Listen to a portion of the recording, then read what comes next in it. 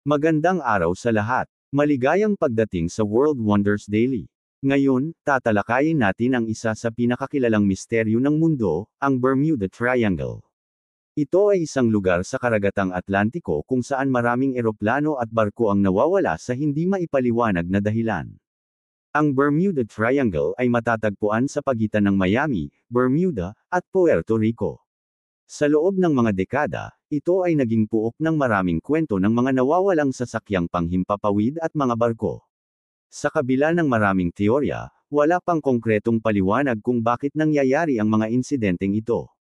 Isang sikat na insidente ang nangyari noong 5 ng Disyembre taong 1945, nang ang Flight 19, isang grupo ng 5 TBM Avenger torpedo bombers, ay naglakas loob na lumipad sa Bermuda Triangle.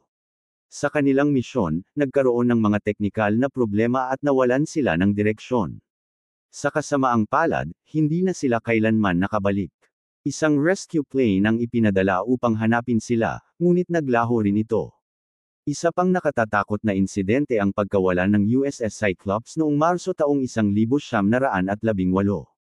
Ang malaking cargo ship ay naglalayag mula sa Barbados patungong Baltimore. Matapos ang ilang linggong walang balita, napag-alaman na ang Cyclops, kasama ang 309 na sakay nito, ay hindi na muling nakita.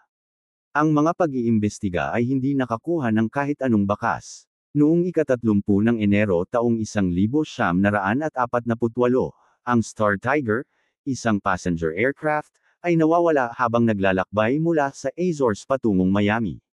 Ang huling mensahe nito ay isang ulat ng masamang panahon. Sa kabila ng mga pagsisikap na hanapin ito, hindi rin ito natagpuan. Hanggang ngayon, ang Bermuda Triangle ay nananatiling isang misteryo.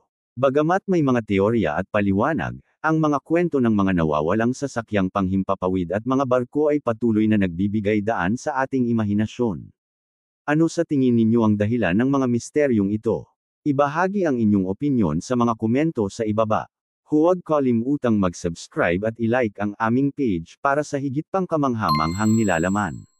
Salamat sa panunood, at magkita-kita tayo sa susunod na episode.